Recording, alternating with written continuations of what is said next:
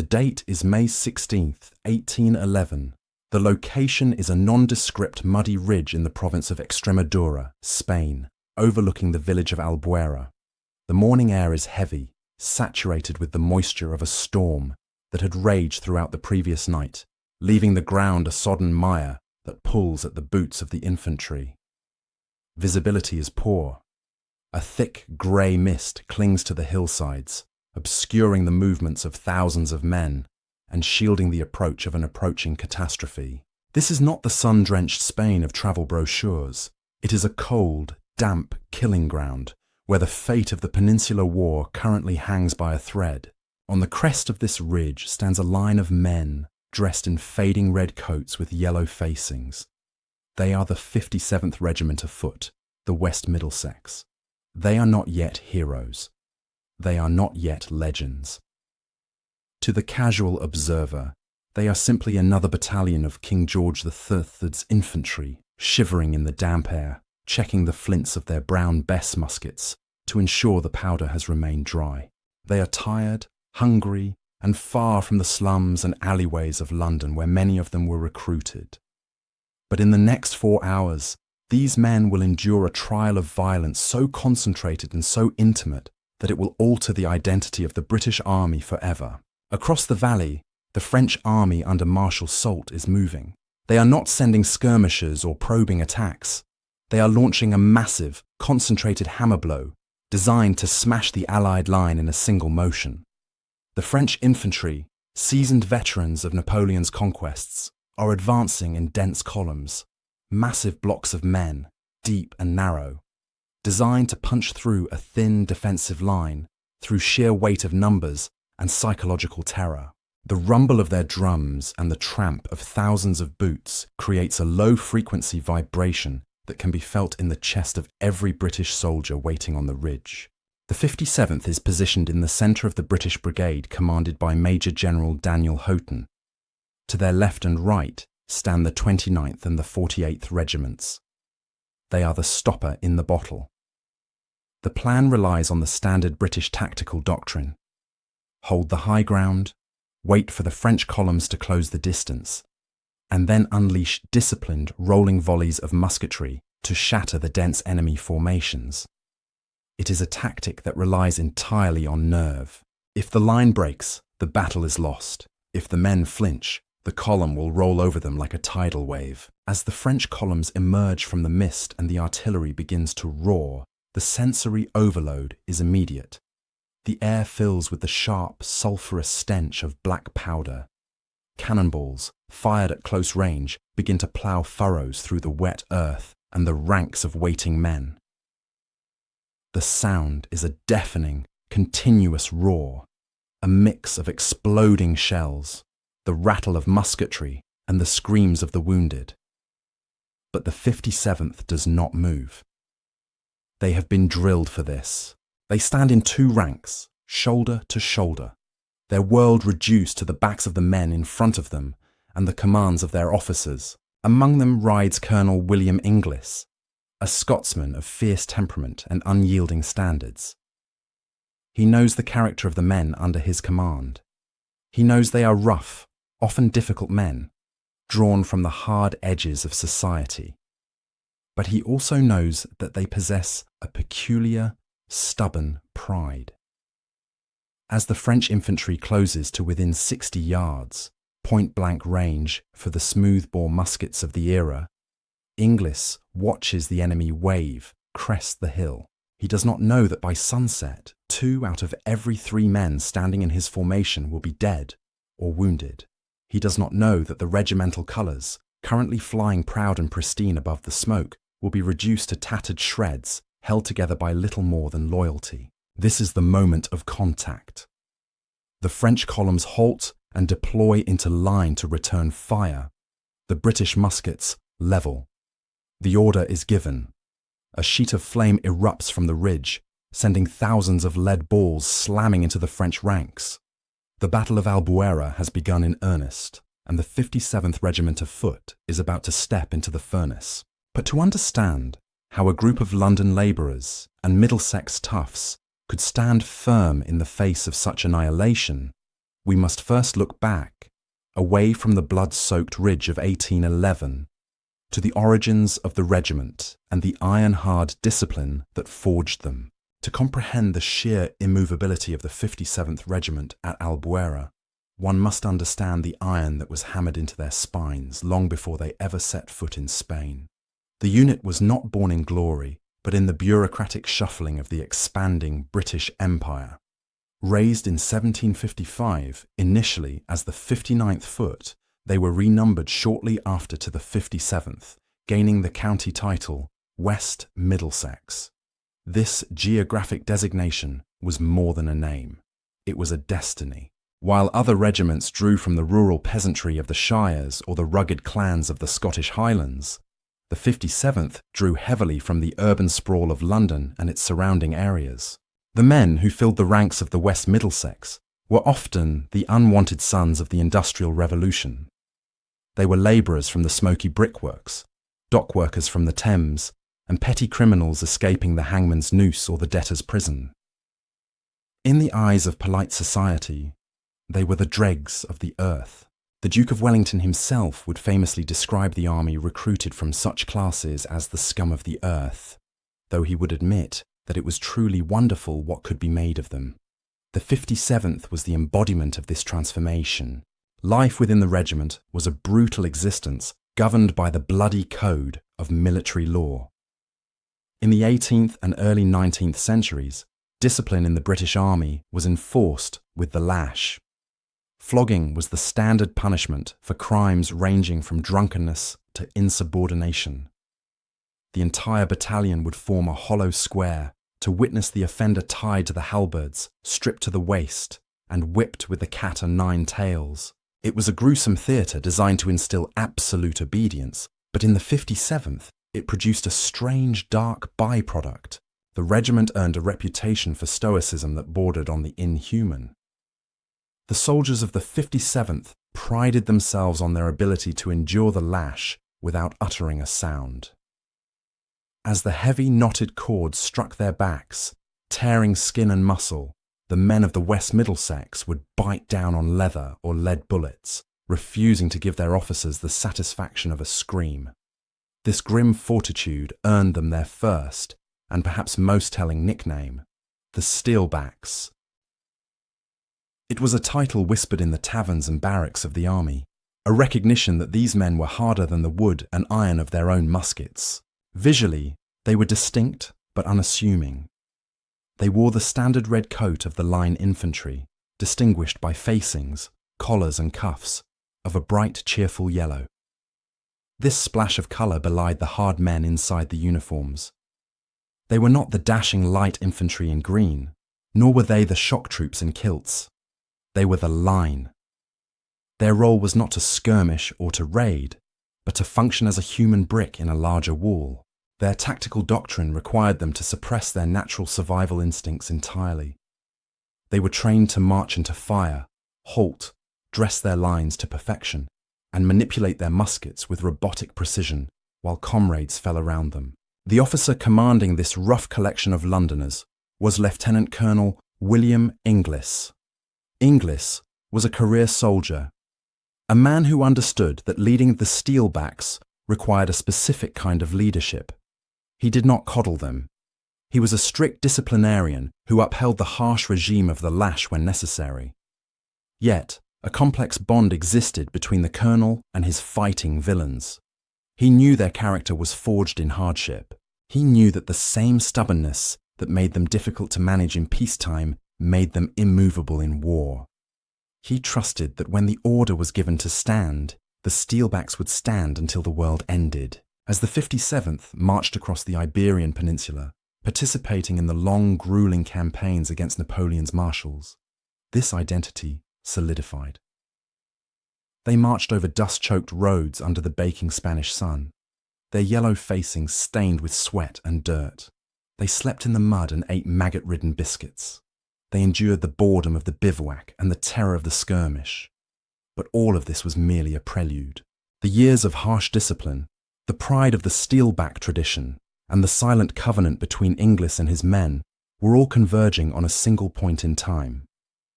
They were marching toward a low ridge near the village of Albuera, where the concept of endurance would be redefined. The Battle of Albuera did not begin with the orderly precision of a chessboard. It began in chaos, blinded by the elements. On that morning, a violent rainstorm swept across the valley, turning the streams into torrents and rendering the muskets of the skirmishers erratic. Marshal Beresford, commanding the Allied army, had been outmaneuvered. He had expected the main French attack to come against the village of Albuera itself, in the centre, but Marshal Soult, the Duke of Dalmatia, and one of Napoleon's most capable lieutenants, had fainted. While a diversionary force attacked the village, the massive weight of the French Five Corps hooked around the Allied right flank, aiming to roll up the line and crush the army against the river. The situation on the ridge was critical. The Spanish regiments holding the right flank fought bravely, but were being slowly ground down by the superior weight of the French columns. A British brigade under Colonel Colborne was sent to support them, but disaster struck. As Colborne's men deployed, a squall of rain and hail lashed down, masking the thunder of hooves. The feared Polish lancers and French hussars burst out of the mist, catching the British infantry in line, unable to form defensive squares. In minutes, 3 British regiments were virtually annihilated, ridden down and speared by lances in the driving rain. The right flank was dissolving. The road to the rear was open. Total defeat seemed inevitable. It was into this swirling catastrophe that Major General Houghton's brigade, comprising the 29th, the 48th and the 57th, was ordered to advance. They were the last fresh reserve available to plug the gap. As the 57th began their march up the gentle slope of the ridge, they passed the debris of the earlier fighting. Riderless horses galloped through the smoke. Wounded men from the destroyed regiments staggered past them, their uniforms torn and bloodied, offering a grim preview of what lay ahead at the crest. The men of the West Middlesex did not break step. The drums beat a steady rhythm, attempting to impose order on the growing anarchy of the battlefield. As they neared the summit, the air grew thick with a new, terrifying sound. The buzzing of musket balls, like a swarm of angry hornets, and the deeper, tearing noise of canister shot. The French artillery had brought their guns forward, dangerously close to the infantry fight. They were firing canister, tin cans packed with musket balls that burst upon leaving the cannon muzzle, turning each gun into a giant shotgun. The slope was being raked by this deadly hail, stripping the wet grass and flesh alike. The 57th crested the rise and immediately found themselves face to face with the enemy. The distance was shockingly short. Less than 60 yards separated the British line from the leading ranks of the French columns. The French, confident from their destruction of Colborne's brigade, were pushing forward, a massive blue block of humanity, topped with shakos and bayonets. But instead of continuing their momentum, the French column stalled. They had run into the human wall. The 57th, alongside the 29th and 48th, halted. They did not charge, they did not skirmish. In a display of supreme discipline, they dressed their ranks, levelled their muskets, and unleashed a devastating volley. The front rank of the French column seemed to evaporate, shattered by the concentrated lead. But the French were deep, thousands of men pushing from behind. The dead were stepped over, and the French returned fire. This was the beginning of the firefight, a term that in the Napoleonic era usually implied a brief exchange before a charge. But at Albuera, the clock stopped. The 57th did not advance, and they refused to retreat. The French column could not deploy into a line to bring all their muskets to bear, and they could not punch through the British discipline. The two sides became locked in a static duel of attrition. The wind had dropped, and the heavy smoke from thousands of black powder weapons hung low, trapping the combatants in a sulphurous white room. Men could barely see the enemy they were killing. They fired at the orange flashes in the fog. For the soldiers of the 57th, the world shrank to the mechanical process of loading and firing. Bite the cartridge, pour the powder, ram the ball, prime, cock, present, fire. It was a rhythm of death performed under a sleet of metal. The French artillery was now firing canister directly into the 57th's ranks. Gaps appeared in the line instantly, 5, 10 men down in a second. The sergeants, armed with pikes, stepped in, pulling the survivors together, closing the files. Close up! Close up! It was the constant cry. The line shrank, becoming shorter with every volley, but it remained unbroken. They were standing in the open, trading lives for time, and the bill was coming due. The intensity of the firefight on the ridge had reached a pitch that defied military logic. By all conventions of warfare, one side should have broken by now. The human instinct for self-preservation typically overrides discipline when casualties reach a certain threshold, usually around 30%. But the 57th had long since passed that mark, and still, they stood. The grass beneath their boots was slick with blood, making the simple act of standing firm physically difficult. The noise was so deafening that commands could no longer be heard. They had to be felt, passed by the touch of a sergeant's hand or the wave of a sword. In the centre of this maelstrom, the regimental colours, the king's colour and the regimental colour, were drawing fire like magnets. In 1811, the flags were not merely ceremonial. They were the tactical heart of the regiment, the rallying point that told every soldier where the centre lay. To lose the colours was the ultimate disgrace. To capture them, the ultimate prize. The ensigns carrying them were falling one after another. Ensign Jackson, carrying the king's colour, was hit multiple times. As he fell, another officer or sergeant would snatch the staff from his hands before the silk could touch the bloody mud. The flags themselves were disintegrating, shredding into ribbons under the storm of French musketry. It was in this desperate moment that Colonel William Inglis was struck. He had been riding along the line, a conspicuous target on his horse, urging his men to hold. A charge of canister shot from a French gun slammed into him, the iron balls tearing into his neck and shoulder. The impact was massive, knocking him from his mount and leaving him critically wounded on the ground. The pain would have been excruciating, the shock enough to render most men unconscious. His aides rushed to him, preparing to carry him to the rear, away from the slaughter, to the surgeons who might save his life. But Inglis refused. He knew with a clarity that only comes at the threshold of death that his regiment was teetering on the brink. They were the steelbacks, yes, but they were watching their friends die by the dozen. If their commander left them now, the line might finally snap. Inglis struggled to sit up, the blood pouring from his wounds. He ordered his men to leave him where he was, positioned directly in front of the tattered colours. He wanted to be the last thing his men saw before they stared down the French barrels. Propped up, perhaps leaning against a wheel or supported by a faithful soldier, Inglis looked up at the dwindling line of his West Middlesex men. His voice, fighting against the roar of battle and his own failing strength, rang out with a command that would echo through history. Die hard, 57th, die hard! It was not a command to attack. It was not a promise of victory. It was a brutal, honest instruction to accept their fate. He was asking them to do the one thing they had been trained for, the one thing their harsh lives and the steel-back discipline had prepared them for, to stand and die rather than yield a single inch of ground. The effect was electric. The words rippled down the line, shouted by sergeants and repeated by the privates. Die hard became a mantra, a chant that cut through the terror. The men of the 57th, the fighting villains of London, responded with a renewed, ferocious stoicism. They closed ranks over the bodies of their comrades. They stepped over the dead to fill the gaps. The rate of fire increased. The line, though thinner and more ragged, solidified into something harder than rock.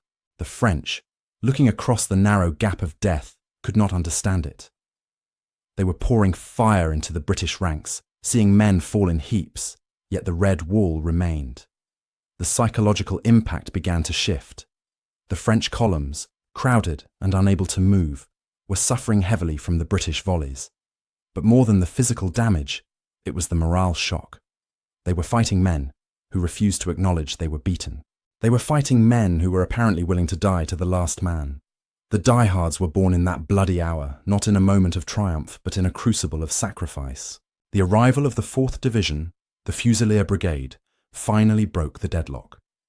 Advancing on the flank of the exhausted French columns, fresh British troops poured a withering fire into the enemy mass, turning the stalemate into a rout. The French, battered and demoralized by their inability to break the stubborn line on the ridge, began to crumble, slowly at first, and then in a chaotic surge, Soult's army turned and fled back down the slope, leaving the bloody height in the possession of the British. The roar of battle, which had been a continuous deafening thunder for hours, began to recede, replaced by the crying of the wounded and the low moans of the dying. As the smoke drifted away, carried off by the returning wind, the true cost of the 57th stand was revealed. It was a sight that sickened even the most hardened veterans. On the patch of ground assigned to the West Middlesex, the dead did not lie scattered as they usually did in battle, dispersed by panic or maneuver. Instead, they lay in ghastly, perfect rows. They had fallen exactly where they stood in the ranks. The line of red coats on the grass mirrored the formation they had held in life. They had died keeping their dressing. It was said that a visitor to the battlefield could walk along the line of corpses and determine the exact position of the companies simply by looking at the facings on the uniforms of the dead. The numbers were catastrophic.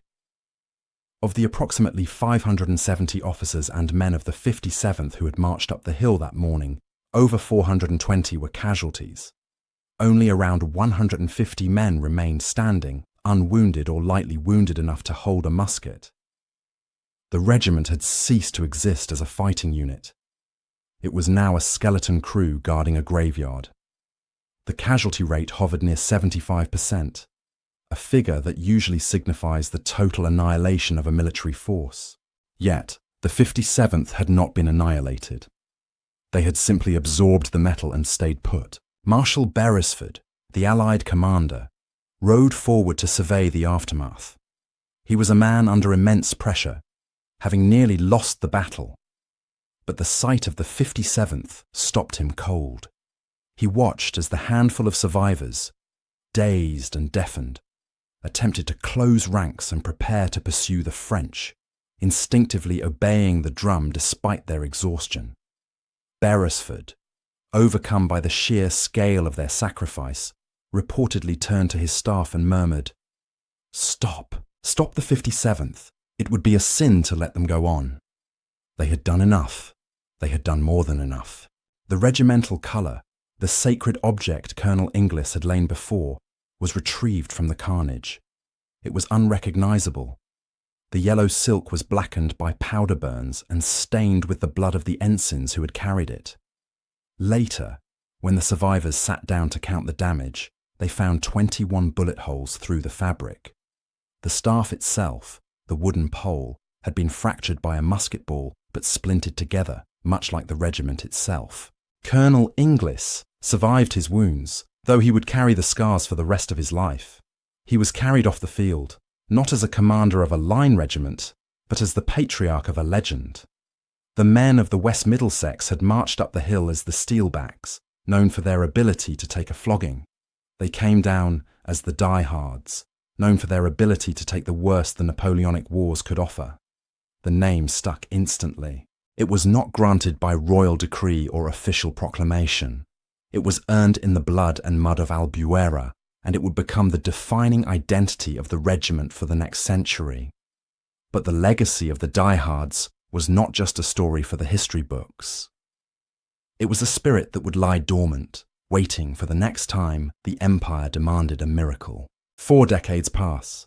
The redcoats remain, though the cut has changed, and the Brown Bess musket has been replaced by the rifled musket, capable of killing at distances the veterans of Spain could scarcely imagine.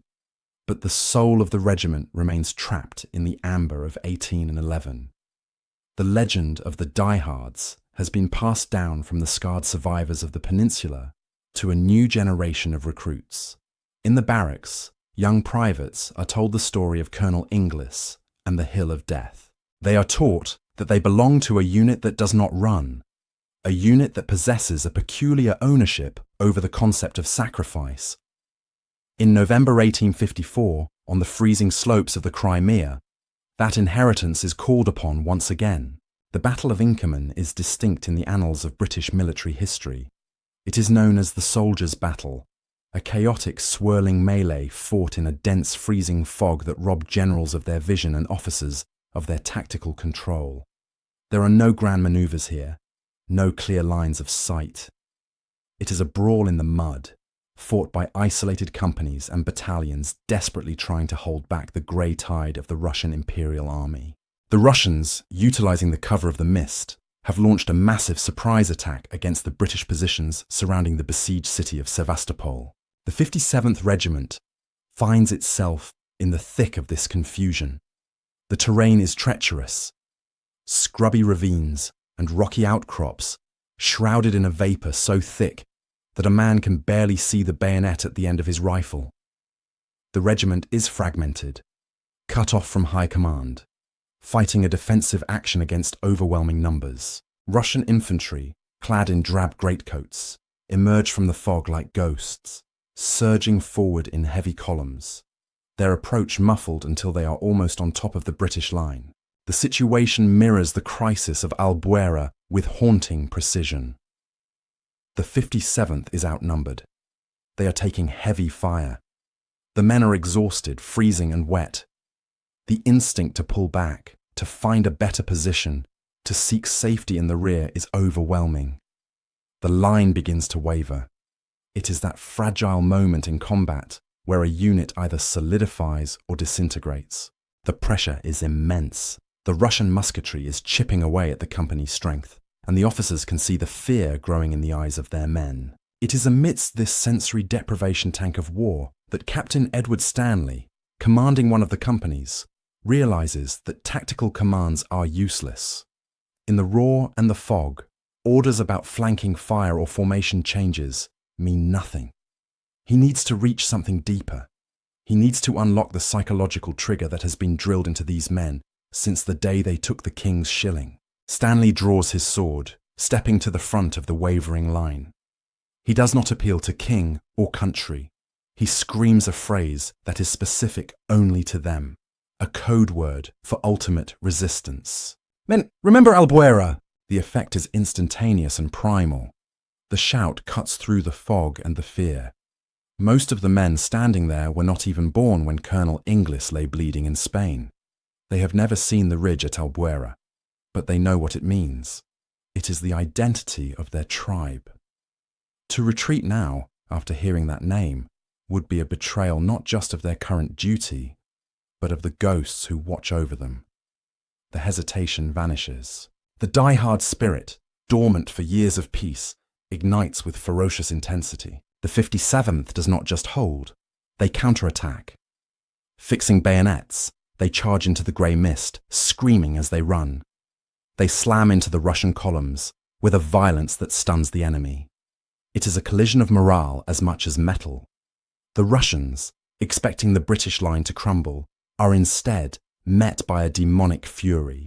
The men of the 57th fight with the desperation of men who cannot allow their history to be tarnished. Stanley falls, killed in the charge, joining the roster of the regiment's martyrs. But his words have done their work. The Russian advance is blunted. The diehards clear their front, securing the flank of the army in one of the most critical engagements of the war. As the fog eventually lifts and the battle dies down, the survivors of Inkerman stand amidst the rocky scrub, breathing the cold air of survival. They have proven that the events of 1811 were not a fluke. The diehard myth is not just a story told to recruits. It is a living, breathing, operational doctrine.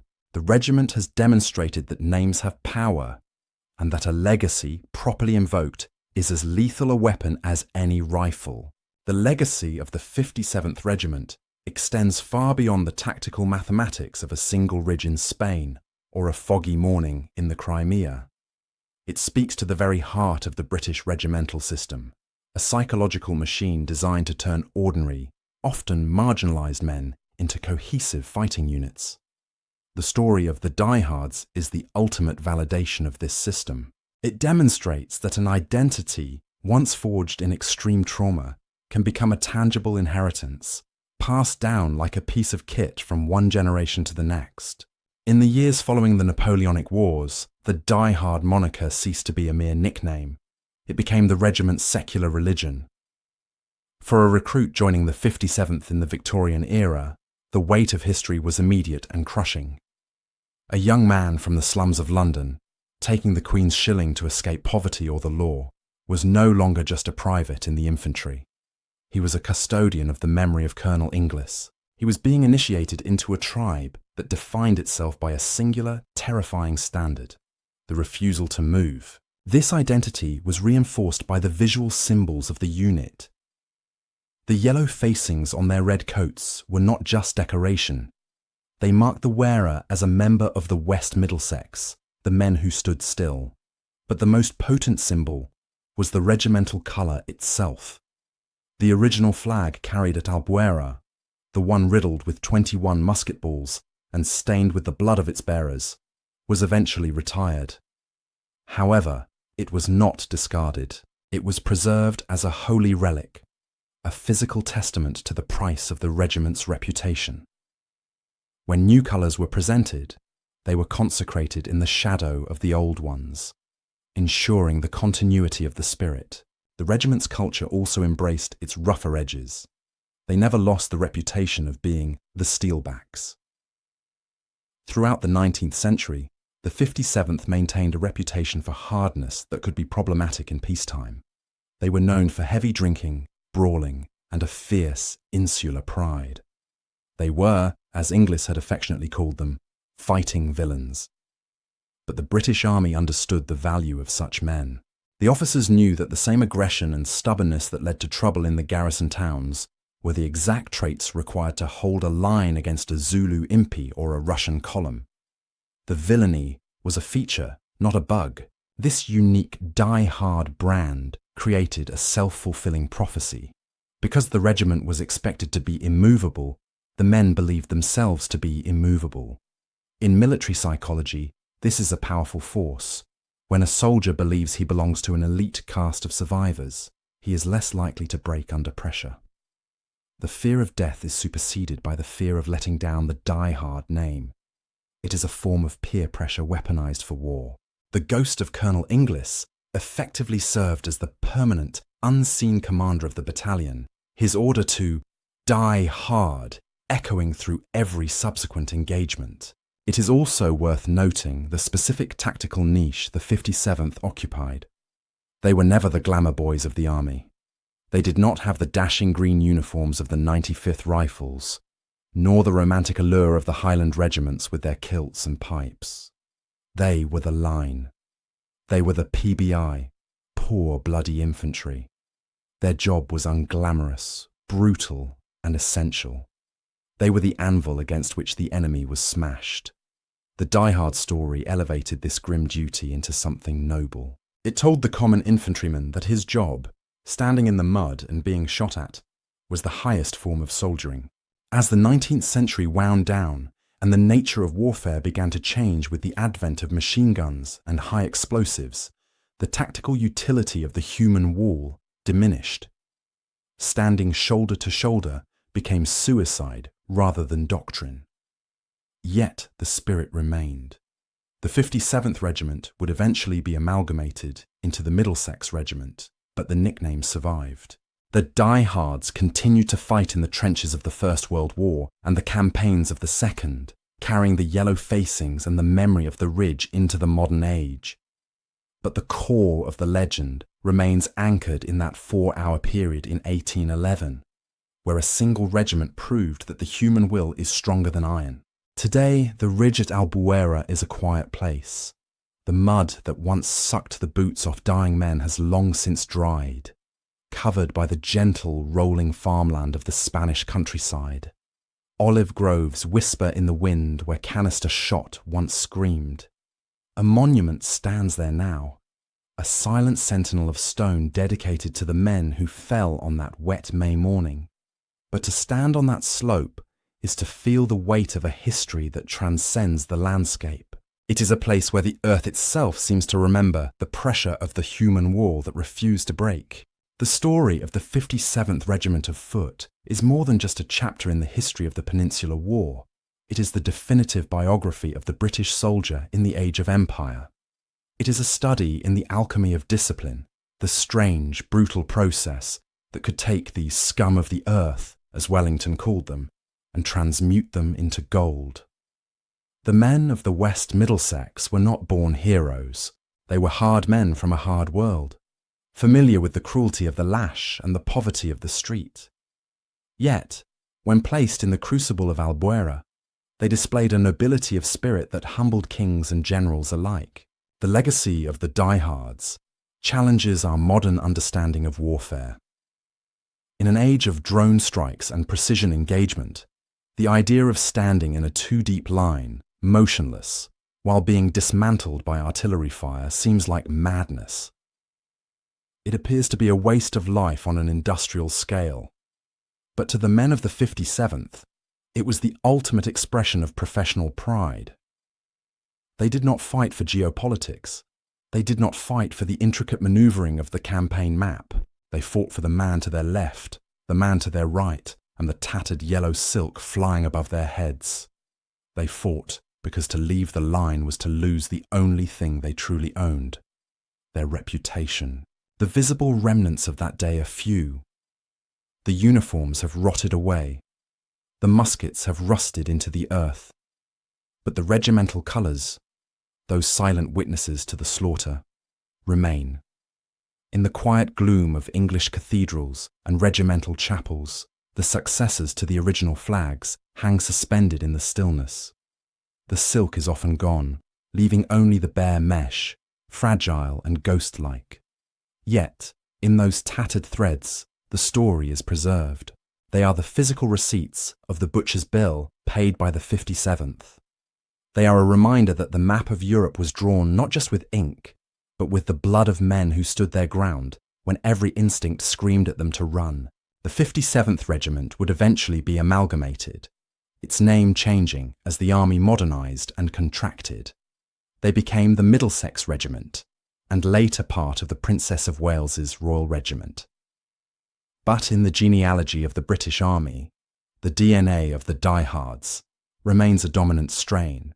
The name itself has entered the lexicon of the English language, a shorthand for stubborn resistance against impossible odds. But for the soldiers, it is specific. It is the memory of Colonel Inglis bleeding into the mud, refusing to close his eyes until he knew the line would hold. As the sun sets over the ridge at Albuera today, casting long shadows across the valley, one can almost imagine the phantom ranks reforming in the mist. The ghostly beat of the drum, the smell of wet wool and black powder, and the yellow facings glowing in the dim light. They are still there, standing shoulder to shoulder, eternal in their vigilance. They are the 57th. They are the steelbacks. They are the diehards. And in the silence of history, their command echoes louder than the roar of any cannon. To stand, to suffer, and if necessary, to die hard, so that the line remains unbroken. Thank you for listening to our story. If you found this history as fascinating as we did, please like this video and subscribe to British War History for more. We read all of your comments, so be sure to leave your thoughts below. We'll see you in the next video.